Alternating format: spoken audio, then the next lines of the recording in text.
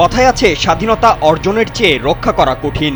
দেশসেরা কোচের তকমা পাওয়া মোহাম্মদ সালাউদ্দিন যেভাবে ঢাকঢোল পিটিয়ে বিসিবিতে এসেছিলেন, বিদায়টা যেন হলো তার চেয়ে পুরোটাই উল্টো। সালাউদ্দিন কি আদৌ ভেবেছিলেন তার বিদায়টা হবে এতটাই করুণভাবে?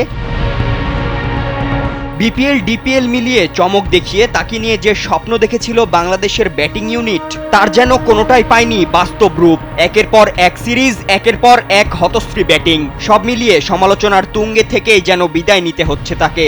স্কিন শুষ্ক রুক্ষ হয়ে যাবে বলে কি বাইরে যাবে না?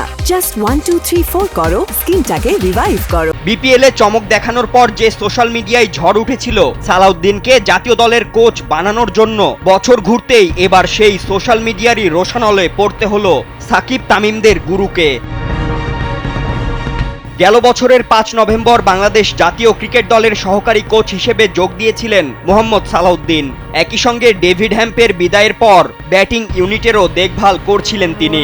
তবে গত সোমবার বিসিবি পরিচালনা পর্ষদের সভায় সিদ্ধান্ত হয় আসন্ন আয়ারল্যান্ড সিরিজে সালাউদ্দিনের পরিবর্তে ব্যাটিং কোচের দায়িত্ব পাবেন সাবেক অধিনায়ক ও টেস্টে বাংলাদেশের সর্বকনিষ্ঠ সেঞ্চুরিয়ান মোহাম্মদ আশরাফুল।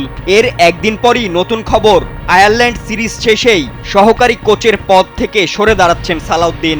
2027 সালের নভেম্বর পর্যন্ত বাংলাদেশ ক্রিকেট বোর্ডের সঙ্গে তার চুক্তি থাকলেও আগেই সরে যাচ্ছেন তিনি। বিসিবি সূত্রে জানা গেছে তিনি ইতোমধ্যেই বোর্ডে পদত্যাগপত্র জমা দিয়েছেন। এমনকি সালাউদ্দিন নিজেও বিষয়টি নিশ্চিত করেছেন। দেশের এক ক্রিকেট বিষয়ক গণমাধ্যমকে তিনি বলেছেন, হ্যাঁ আমি পদত্যাগ করছি। তবে কি সমালোচনা সইতে না পেরে পদত্যাগের পথে হেঁটেই দায়মুক্ত হলেন মোহাম্মদ সালাউদ্দিন? ফাতিন ইশরাক, কালবেলা।